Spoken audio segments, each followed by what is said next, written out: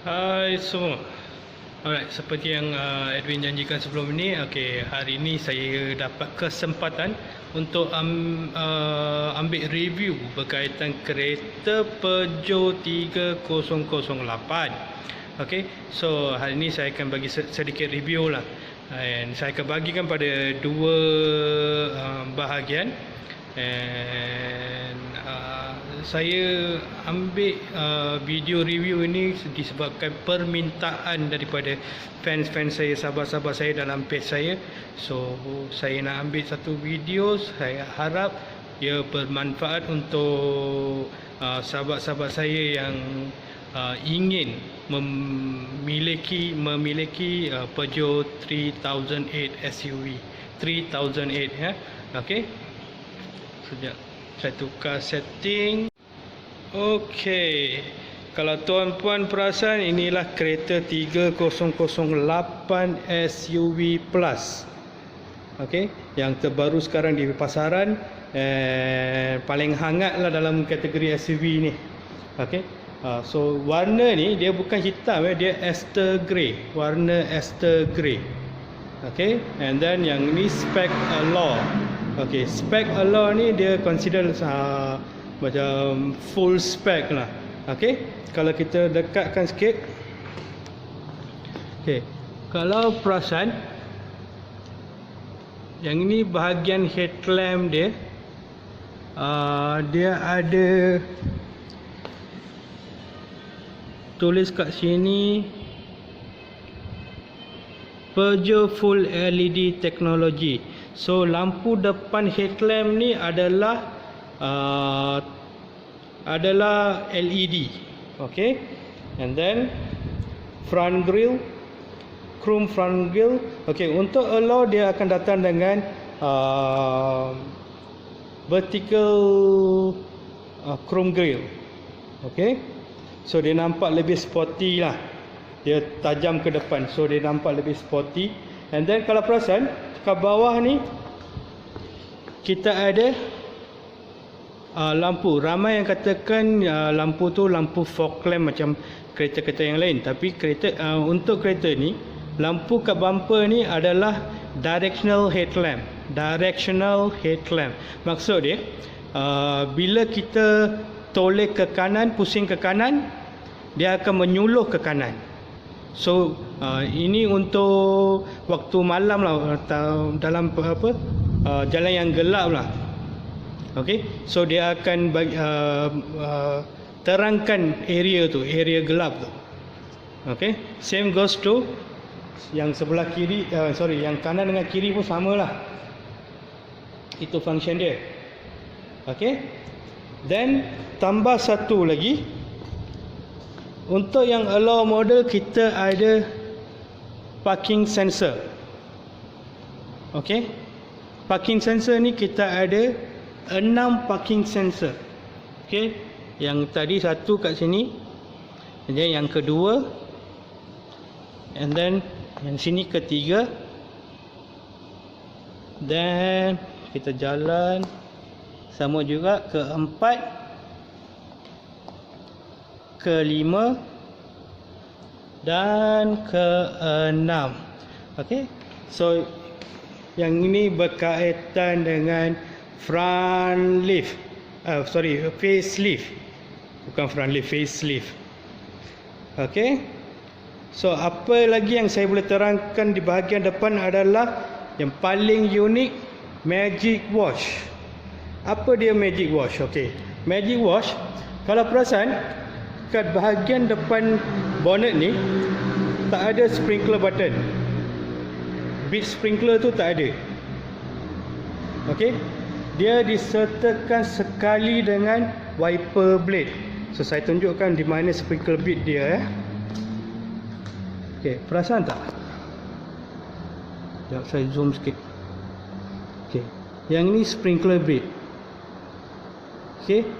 Tujuan dia adalah untuk dia cover habis tempat yang perlu dilap. Cover habis. So biasa kita kereta-kereta biasa, kereta-kereta sebelum ni kita ada sprinkler kat bonnet. So ada masa kadang-kadang air tu bila kita tekan sprinkler, air tu ke cermin, air tu ke roof, kita perlu adjust dia kan. So yang ni dah tak perlu adjust lagi dah, sebab dia dah fix tepat pada wiper blade dia. Okey, faham Sama juga dekat sebelah sana pun sama juga. So dia menjimatkan juga air wiper, air sprinkler yang kita guna tu. Sebab air tu tak dibazirkan tembak ke tempat-tempat yang lain. Alright. So ini bahagian facelift. Alright. Dan kalau kita perasan dari atas, untuk 3008 ada roof rail. Okey, roof rail. Lebih kurang dalam 1,5 inci tinggi dia lah. Okey. And then ada roof ke atas cermin, panoramic roof. Alright. Okay.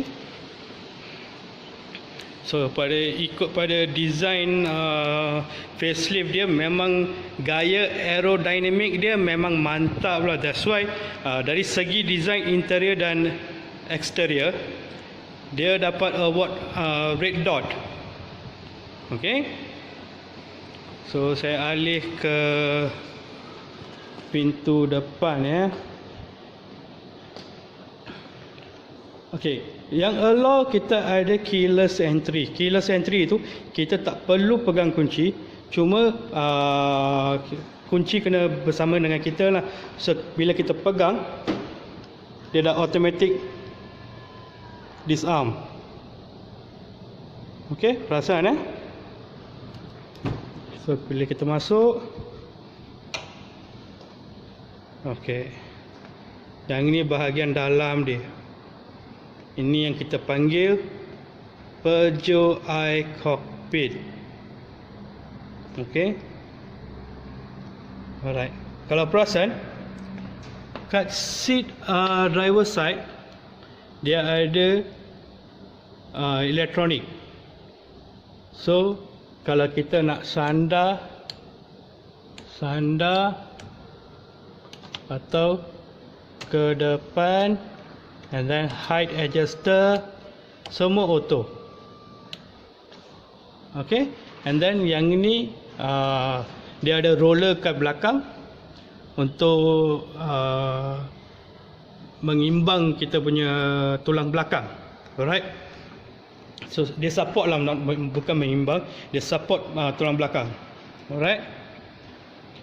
Okay, so sekarang kita masuk dalam kereta. Kita tengok apa yang kita boleh belajar dalam masa pendek ini. Okey. So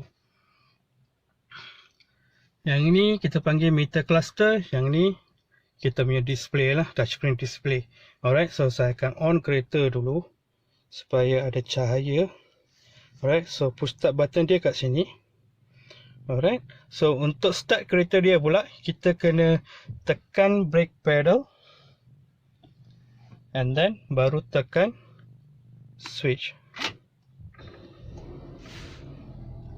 Okay, kereta dah start. Okay, so kalau perasan digital cluster dia warna biru. Minyak dah rendah. Okay, tak apa, yang itu kita abaikan dulu. So apa yang saya nak tunjukkan kat sini, meter cluster ni dia ada 5 function, 5 profile. Okey, kata yang ini adalah kita okey, kena scroll dekat sini ya. Yang ni button ni. Okey, button ni dekat steering kita. Okey. And then kita scroll dia atas. Okey, dia akan tunjuk driving. So bila kita dah start driving, dia akan tunjuk lebih maklumat tentang kita punya driving, lane driving. Antaranya macam lane departure, terkeluar lane ke, dia akan bagi kita sensor. Okay, and then kalau perasan dia punya audiometer dengan KMH semua akan ke tepi. Okay, ke tepi ya. So bila kita accelerate, dia akan function sebagai digital horizontal. Okay, so I tekan minyak nampak. So something new lah, bukan semua tempat boleh nampak benda ni lah kan.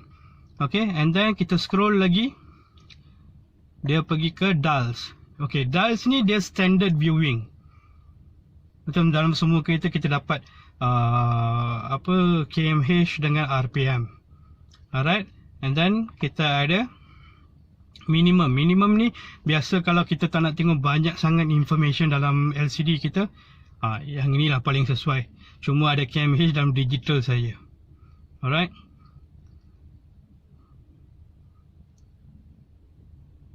Okay, and then kita scroll lagi, kita ada personal. Okay, personal lebih more to technical. Siapa-siapa yang berminat nak tengok G-force dia berapa lah, driving assistant dia macam mana lah, ataupun nak check dia punya consumption berapa lah, semua tu nak tengok on the spot tu, kita boleh set dekat sini. Okay, so G-force.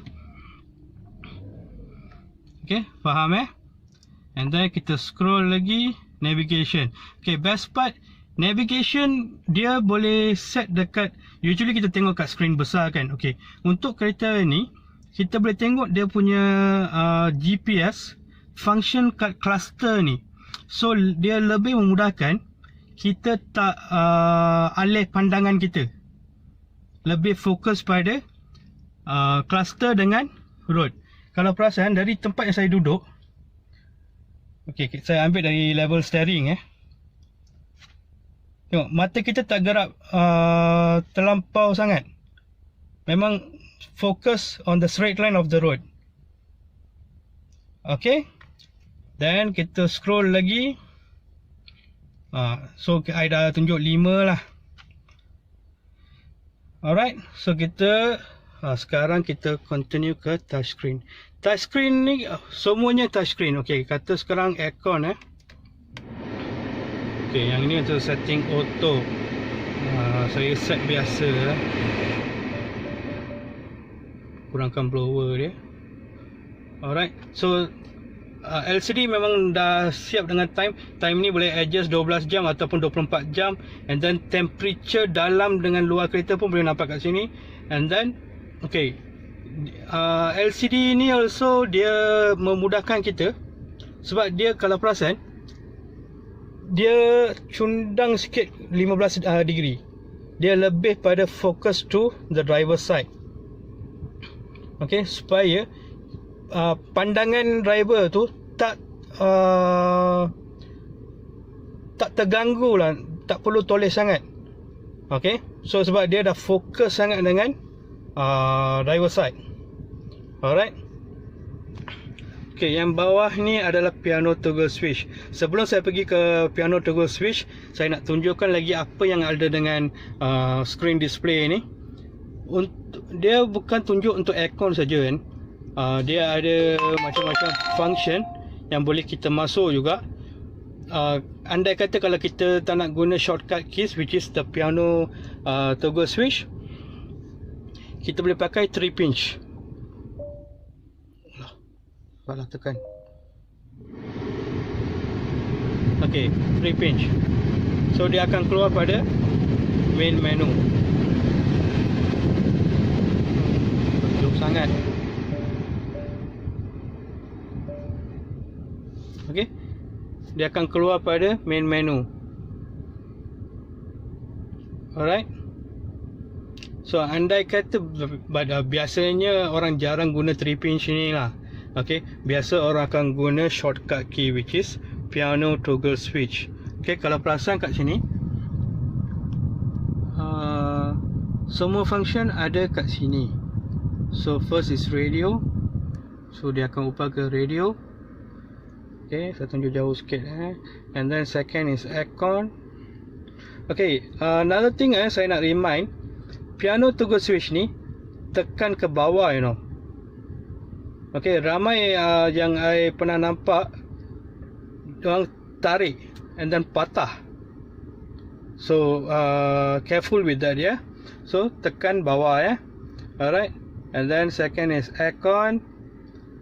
Alright. Then third, navigation. Untuk allow dia ada built-in navigation. Okay, ke mana kita nak pergi, kita just type search dekat search button ni, kita boleh type and go lah. Alright. And then kita ada vehicle. Okay, yang ini yang paling best sekali lah dalam Peugeot 3008 Allure. Alright, helping changing lane. Okay, yang ni bila kita terkeluar lane, first dia akan bagi indication bunyi. Second, dia akan steering akan control by itself. Dia ada sensor untuk control kita balik ke narrow road. Okay, kecuali kita ada guna signal. Kalau kita ada guna signal, function tu tak function. Kalau kita tak guna signal, memang tak function. Memang dia function kalau tak guna signal. So andai kata biasanya lah lane departure ni, changing lane ni, biasanya kita pakai time malam lah, kita rasa mengantuk kan. Memang agak terasa lah yang tu.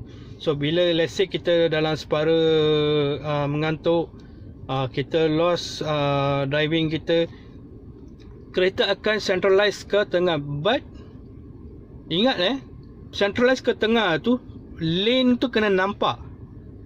Kereta kena detect lane tu. Kalau lane yang garis putus-putus tu ataupun garis double tu dah malap ke ataupun tak ada warna ke, memang tak nampak lah. Especially kat jalan perindustrian, jalan kampung, memang tak nampak lah tu. Okay. And then yang tu kita boleh on off lah. Alright. Second, kita ada parking sensor. Parking sensor yang saya tunjuk tadi yang ke depan tu, yang ada 6 tu, kita boleh on off juga. And then kita ada blind spot sensor untuk 3008 Allure. Alright. Kalau perasan, yang ini pun kita boleh on off Kalau perasan, kat cermin kita, kat ujung sekali kat side mirror tu ada logo blind spot. So dia akan menyala oren lah kalau ada kereta sebelah kita sebelah kita melintas lah. Alright. Okay. And then under inflation ialah untuk tire pressure. Dia akan detect tire pressure. Okay, saya pernah dapat satu customer yang complain dengan saya dia punya ignition akan keluar macam ni Okay, macam ni ada keluar logo ni. Okay, but tayar tak pancit. So what's the issue? Tayar pressure semua tepat dengan factory setting. I say never mind, bawa kereta tu biar saya check. Okay, bila kita check, bila kereta tu datang pada bila I check, ada paku dah kena kat tayar, tapi angin tak keluar pun still dia boleh detect. Okay, faham Alright. And then kita go bawah lagi. Okay, diagnose tu biasa untuk technician kita pakai lah. Okay, and then we go to vehicle setting. Kita ada headlight,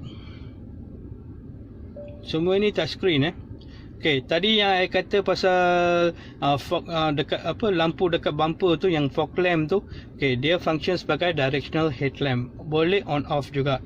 Okay, kalau nak tengok info dia, okay, kata kita nak belok ke kiri, dia menyuluh lebih ke kiri. So nampak lebih bercahaya. Nampak tak? Macam tu.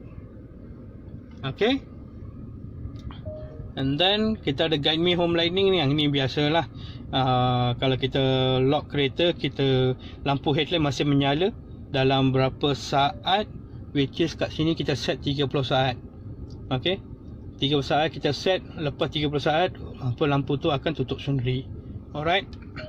And then welcome light ni juga sama. Yang ini untuk lampu dalam cabin. pun masa kita dah on saja disarm saja kereta, dia akan on lampu tu untuk 30 saat. Okay. And then comfort, rear wiper in reverse, yang itu biasa on lah. Okay. And then mode lighting. Okay, mode lighting ni dia lampu warna biru dalam kabin. Dia adalah satu function.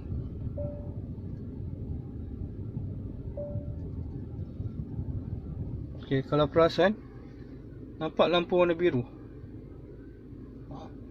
tu function dia, tu setting dia lah. So nak tengok berapa terang kita nak lah biasa. Tapi kita biasa dah lampu biru, kita nak set untuk brightness yang tinggi kan, baru nampak romantik kan. Alright. And then kita pergi pada vehicle access. Okay, yang ni I sarankan untuk ladies yang selalu drive alone lah, lepas office balik seorang diri tu. Saya advise guna function door unlock driver only, which means bila kita dah on, bila kita disarm kereta dari luar, cuma driver side saja yang boleh buka. Biasa semua pintu, bila kita dah disarm dari immobilizer kita, semua pintu boleh buka kan. So yang ni cuma driver side saja yang buka. Lebih safe lah, tak ada third party entrance dari pintu belakang ke pintu tepi ke, semua tu tak ada lah. Same goes to untuk boot only function, motorized tailgate, hands free tailgate. Okay, yang tailgate ni semua berkaitan dengan boot, bahagian boot. Alright, nak senang cakap boot, bahagian boot lah. Especially bahasa sepatutnya adalah tailgate. Alright, tailgate And then safety. Okay, driver attention warning.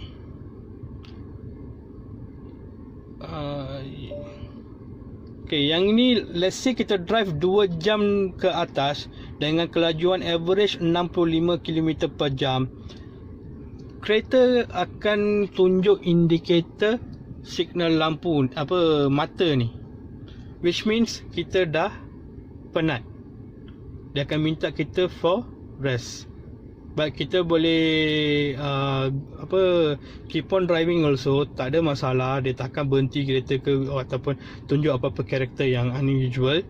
Cuma dia bagi kita satu reminder kita dah penat. Okay. And then kita ada speed display. Speed display ni dia akan detect speed limit.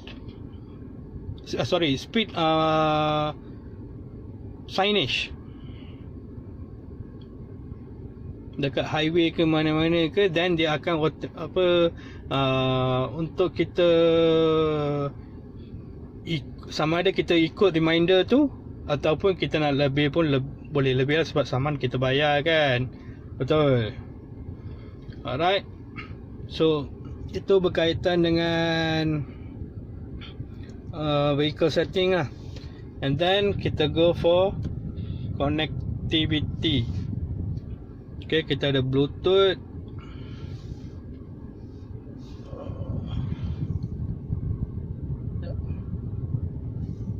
Kita ada Bluetooth. Dia actually ada banyak jenis option kat sini. Okay, then kita ada system setting.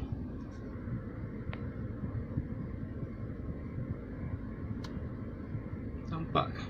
Nak zoom pun tak dapat lah. System setting, language, setting the date and time, screen configuration.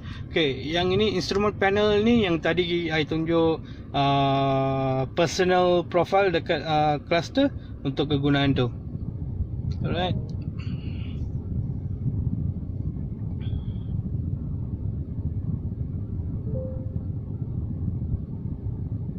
Dia ada satu lagi function. Okay, and then we keep going. Okay, kat bawah ni pun masih ada button. Ada lampu gitu. Okay, kita ada defogger untuk windscreen. Kita ada circulation aircon, kita ada defogger untuk cermin belakang dan central locking. Okey, yang ini untuk volume lah. Alright. Then kita pergi ke bawah sikit. Okey, kita ada gear panel kita. Yang ini untuk gear. And then kita ada 5 driving mode. Okey, yang ini bila kita engage, dia akan tunjuk kat cluster. Yang ini engage just by turning. Nampak lampu dia berubah kan? Just by turning. Okay, so bila kita engage yang ini, dia akan tunjuk dekat cluster. Pattern tukar. Okay, dia akan tunjuk first is snow mode lah.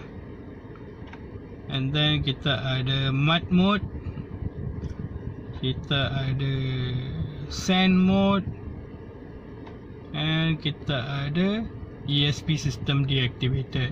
Okey, sebelum saya sambung, saya terangkan dulu apa kegunaan 5 driving mode ni. Sebab seperti yang anda semua tahu, kat Malaysia ni tak ada salji, tak ada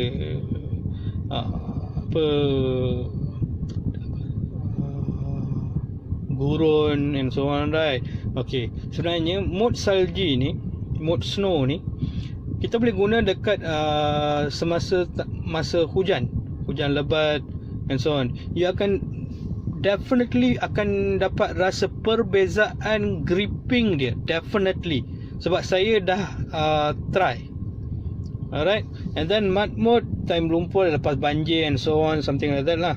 And then also time biasanya lepas lumpur, lepas banjir lah. Okay, then kita ada sand mode. Sand mode ni biasa kat kawasan-kawasan yang berkuari. Okay, yang ada kuari batu, kuari pasir and so on, sana boleh guna. ESP off ni biasanya orang yang suka main zigzag dekat highway lah, kalau tanyakan saya. Tapi saya tak sure kan guna yang ni. Sebab once kita guna ESP off, ESP deactivated, bermaksud tak ada safety, ABS, traction control, semua tak ada. Kita dah off dia. Faham Okay, and then kita ada lagi satu HDC, Hill Assist Descent Control. Okay, yang ni pula untuk kita guna time turun bukit. Okay, kata kita kat bukit yang tinggi lah kan, kita tekan button tu, dia akan engage dan dia akan turun sendiri. Kita cuma kena control steering sahaja. Faham Okay, so lagi satu. Okay, yang ni auto mode. Okay, untuk engage kan dia dekat P parking mode Untuk engage, first tekan brake lah. Definitely kena tekan brake kan. Okay, and then kat tepi ni dia ada satu unlock switch. So tanpa tekan unlock switch ni, bila kita tolak ke depan, dia tak akan engage. So dari P, kita kena tekan unlock button, tolak forward, dia akan masuk ke ada neutral. Maksudnya free gear lah. Okay, untuk D, just kita tarik sekali atas, dah masuk D. Faham Okay, so macam mana nak masuk reverse pula? Same method. Bila kita tolak, kalau kita dari neutral, kita tolak ke R, tak engage. So kena tekan balik unlock dia, unlock pin tu, baru masuk reverse. And camera on. Okay, kamera kita yang adalah 180 degrees bukan 360 degrees. Okay, tapi kalau perasan kat gambar kecil ni, yang ini adalah patches view daripada tempat kita reverse. Okay, itu dia punya function untuk gambar kecil ni lah. Alright. Okay, so let's say kita dah habis reverse, kita nak park Okay, tak perlu ke neutral, just tekan P. Simple as that. Okay, so let's say lagi satu kan, kalau kita nak guna manual, okay, siapa yang minat manual, kita katalah kita dah boring ataupun stress kat kerja, nak sedikit entertainment time driving, nak tukar mode, okay, kita boleh engage ke manual. Bila kita engage manual,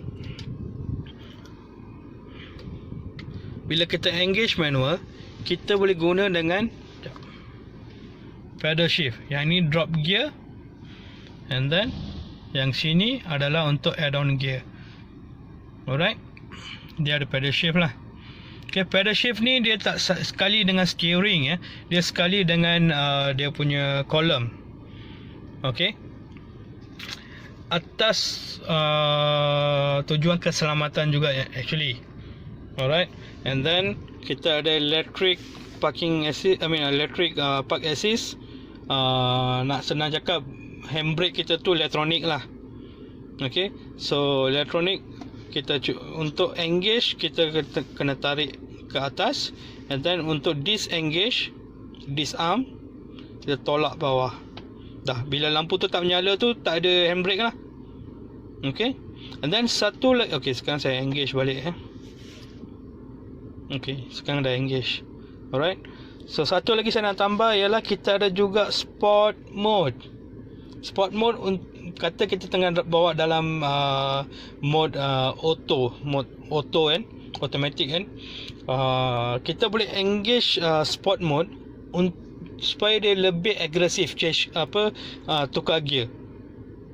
Okay, untuk pertukaran gear yang lebih agresif, that's why dia letak sport mode. Okay, so bila kita tekan sport mode ni, dia akan keluar S. And then lagi satu best part, okay kan, kalau tuan-puan boleh dengar dalam video ni, saya cuba kurangkan dia punya aircon jap saya nak, yang ni memang best dengar lah, memang menggairahkan lah. Okay, kalau dengar betul-betul. Sekarang ni, yang ni normal gear Kalau I ram kereta, okay, dengar alright, sekarang kata I tukar ke sport mode. Okay, dengar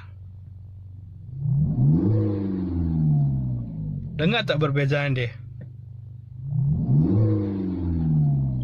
Dia lebih sporty, dengar bunyi acceleration tu lebih sporty.